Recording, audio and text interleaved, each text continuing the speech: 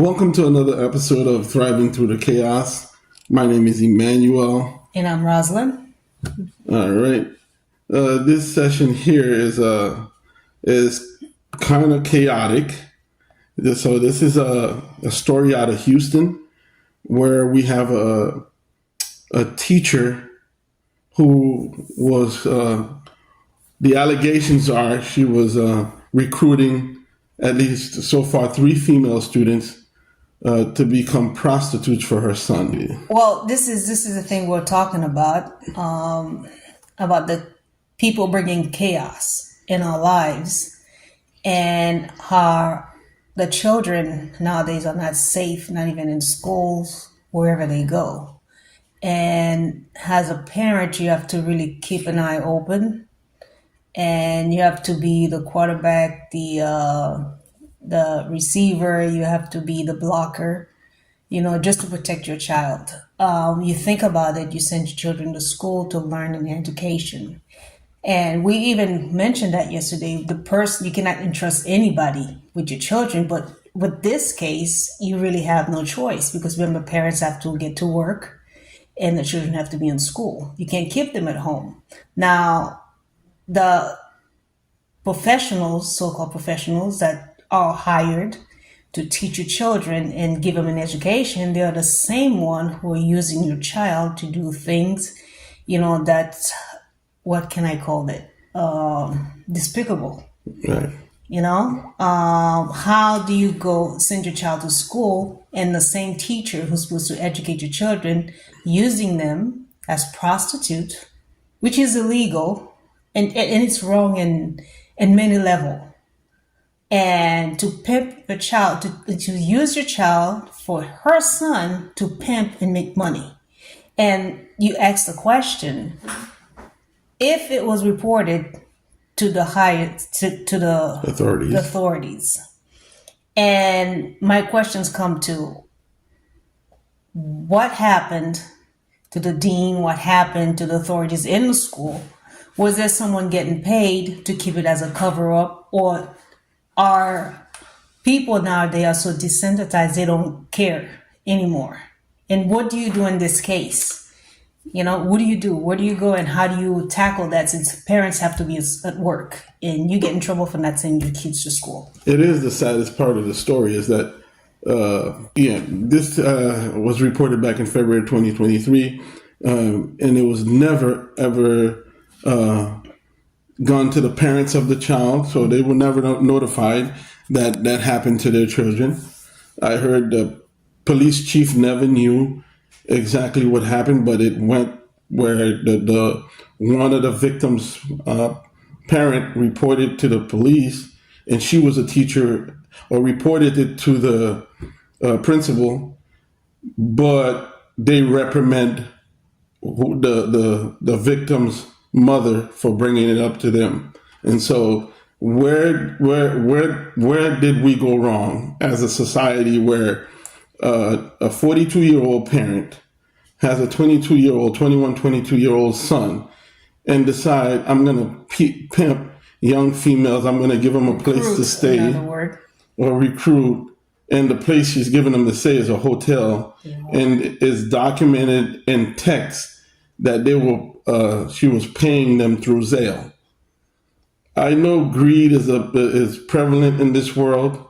I know, young kids need money for cell phones and hair and other things. But where has the world gone, where, as a society, we can be comfortable to send the children to be pimped by your son?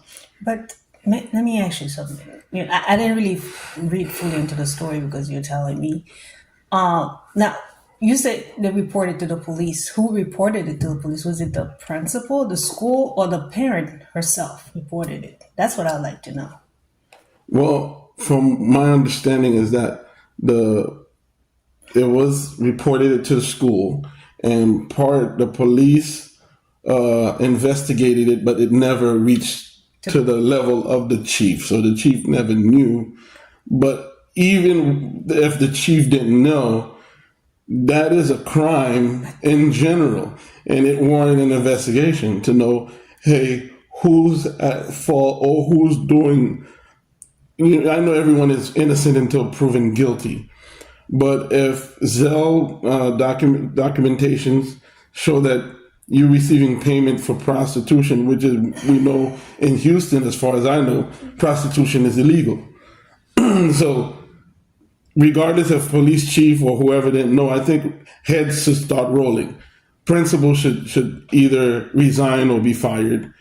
The officers that allowed this to be prolonged should either resign or be fired. Any individual who feel okay for young children to become victims, because these kids are victims. Even though they act like they know what they want and they know what they're doing, but they're victims because truly, they haven't received them or become mature enough to know when people are taking advantage of them. And so it is by far, to me, very chaotic that a person at 42 who has a child, I guess she didn't raise him properly because he's a pimp, but the mother herself is encouraging it by being a supporter. Mm-hmm. And that's what's sad.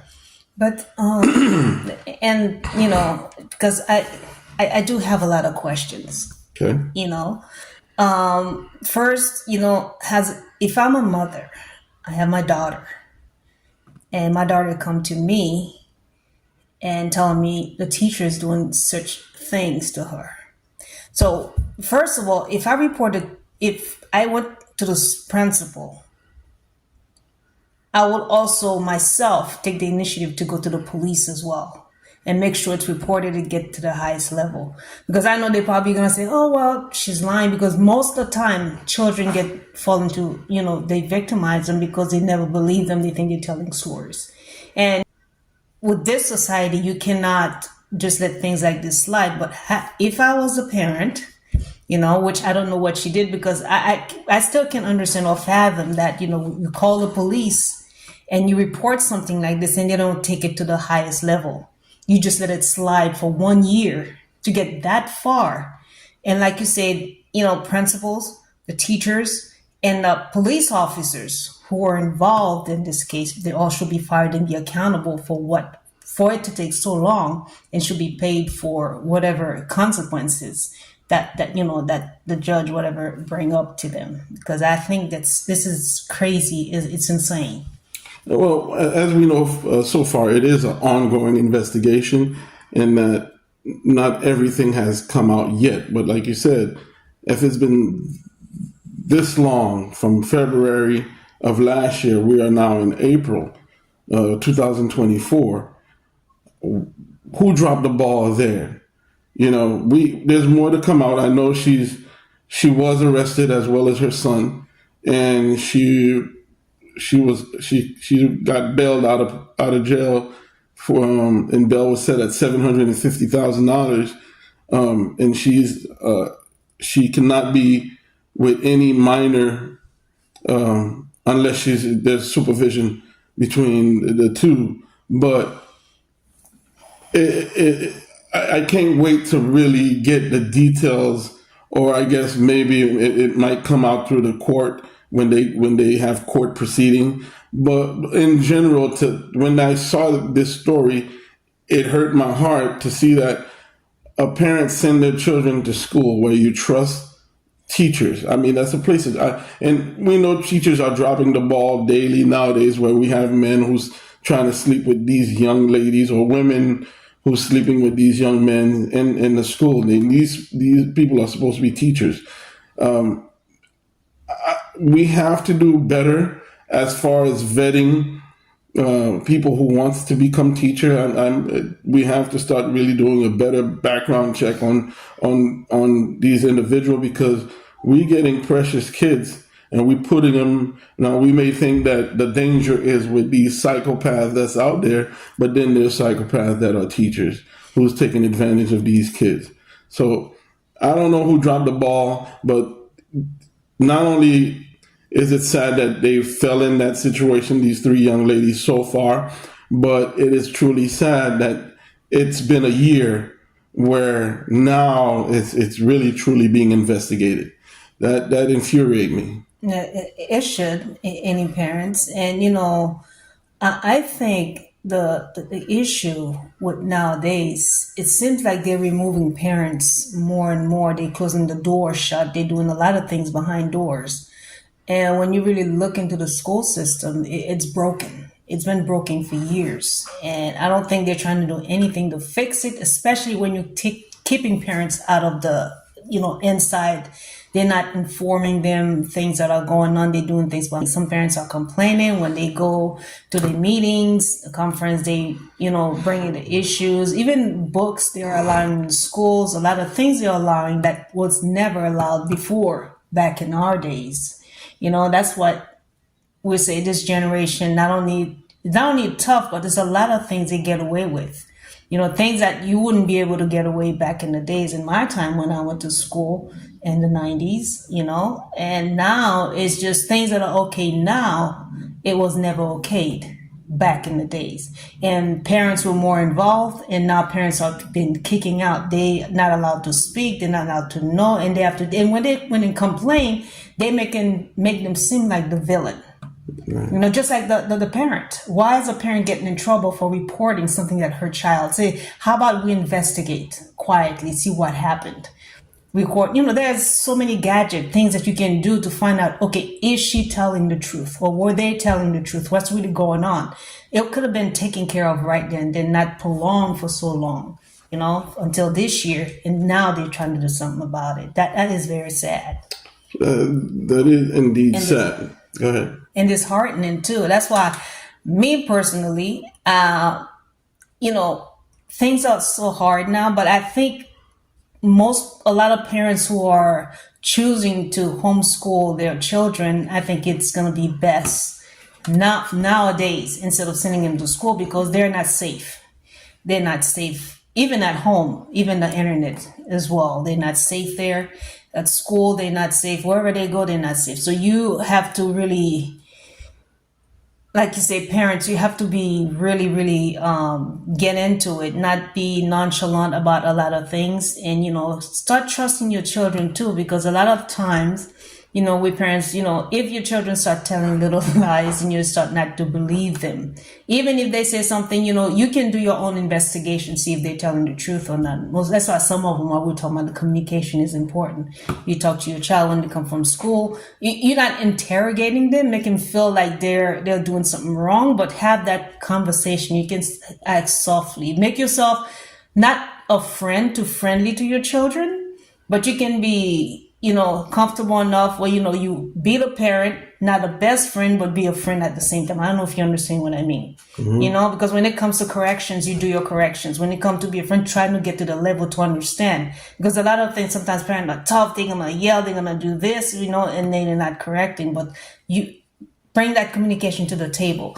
If they're comfortable with dad, and have dad have the conversation, then we can make them feel comfortable. Like I said, don't trying to be so on top of them, not giving them the opportunity to express themselves, to be able to say, Mom, hey, Dad, this is what so-and-so did to me. It was inappropriate. And you, as a parent, you go ahead and confront, not confront, but, bring the subject, bring the problem up, see what they're going to do about it. If I go to the school, like for her parents, if I see that they get me in trouble, they reprimand me, then that's why I take it to the higher level. I'm going to get me an attorney. And we're going to get to the bottom of this. Absolutely. You understand my point? That's what I would have done if I was her. Absolutely. Because if I went to the principal and they find a way to make me look like the villain and my child is the victim, then, my next step is get an attorney. And that's how you fight these people. And it wouldn't prolong for so long. To me, that's what I feel. I don't know how you feel about it. Right. Like I always say, hindsight is 20/20. We don't know the whole situation. We don't know the criteria. Sometimes it might be true. Yeah, you can take it higher up. You don't know if there were fear that she might lose her job. We don't know. Even though if you lose your job, I can say, well, your son or daughter is more important than the job. But then there's going to be a domino effect. But we don't know. But to your point, I think it comes to the point where we as parents, well, my kids are adults now, But I think as parents, whenever your children come home from school or you come from work, you have to set out a little time to communicate with them. Hey, how's school? Was everything okay? Is there anything you want to talk to me about? And allow them to express. Because sometimes if we tell them, if we say, oh, what happened, blah blah blah, and we start bombarding them, they might shut down. I think we come to the point where, as parent or as the adult, we need to sit back, relax, and hey, how was school? Tell me what happened. Tell me what did you learn today. Allow them to express themselves, and don't be too quick to interject. Just filter out what may have happened, because now anything and everything can happen in school. Like everything is allowed. Where it's if a student skip school or don't go to school, they'll suspend the parent's license, or they can get in trouble, and the judge may even set jail time. But then a student or a minor can decide to do whatever. They can go across state board and have abortion, and those are other subjects anyway. But my point is that we have to stop pushing parents away, and parents have a right to decipher whatever is going on in their children's life. Exactly. The kids are not adult, because we say a kid cannot vote until 18. They can't drink until 21. So why should a child be able to have everything where the parents can't really find out or have a say in certain things? Those are other subjects, but I think as parents, we need to take our rights back from the school and from the government and whosoever. We need to take a stance for our children. And that's the way we're going to fight the system and protect them. They need protection. They do. And it comes a lot too to the leaders that we're putting in power, we're voting for. I think we should be very careful who we're voting into office to speak for us, because a lot of time you vote somebody, you think that they're going to do what is right, and they're the same person who turn around against you, put laws and restrictions where you don't even have no say so anymore, which is what's happening to most parents now. So parents, I keep saying we as a children, but parents, should come together and, fight back. So, really fight back. Don't hold back. That's the time all parents should come together and go against, whatever, go start from, how can I put it? Well, I think no, parents have to start fighting back against these laws that are put in place to systematically push them away, cast them aside. We are our children's keeper. Just like the scriptures say, at the end of the day, we are the parents, and we are who God put in these kids' life to give them direction. I don't think it's right for me to impose any of my will on anyone's children. The same way I don't think anyone should impose their will on my children as well. But it's time that the parents nowadays don't be nonchalant. Be a bright light in your kid's life. I've seen parents now take the time to spend time with their kids. You take them to the park. My brother does that a lot, and I appreciate that. I love seeing that, where he's in their life as a constant. Take them to soccer practice, piano practice, and even a bicycle ride, and set aside to talk to them. We as parents can't be nonchalant. And I know we work a lot, and that's the way the system has it, where we don't have time. So some parents are working 2-3 jobs and don't really have time to communicate their concern with their kids, or like I just said earlier, to sit down and have the conversation with your kids. We as parents have to take our rights back from this government, or from this society, or this chaotic world. One thing I want to say as well, I'm listening to what you're saying. And another thing, having children, it's a big responsibility. And another thing, what we as parents, I know some you have find single mothers or single fathers, they really don't have a choice. But at the same time, in the back of the mind, you have to think that your children are your first priority. They come first because they're vulnerable, they're innocent most of the time, and you have to be very careful how you raise them and how who you let into their lives, who you let them hang out with. I know sometimes you don't have any control, and this is what I'm going to bring back when you mentioned some of the verses. That's why it's important with the commandments. It's important that you and insert that in them as a young age, and certain things that you teach them at home, because it's your responsibility to raise them, not the teacher, not the school, not your neighbor, what have you. That's why I say they are your first priority. You have to make sure that they come first. If you need a job, not if you need a job, like it's the system make it that you have to work, or if you have one parent, which is very hard. And then that's when you're gonna have to figure out a way, because nowadays it's much easier than back in the days, because here now we can work at home. We have the ability to do work at home. We have the ability to even start even small business, social media, whatever you can do. You just have to find your niche, to find a way where you can bring income and protect what's yours, which are your children. And the first priority, you have to take care of them. That's what I feel. Yeah. Yeah, those indeed are good. There are certain niche for certain people, but there's individuals that give service, like that work at a hotel, and they don't have the capacity to be on social media or no computer enough. The main important thing is that as a community, the parents themselves have to make time, regardless what job you're doing. You just have to take the time. If it's the father, and to your point, you have a lot of single parents right now where people don't think it's important to wait till you're married or to have a two-parent home, and that's why you have this chaos too.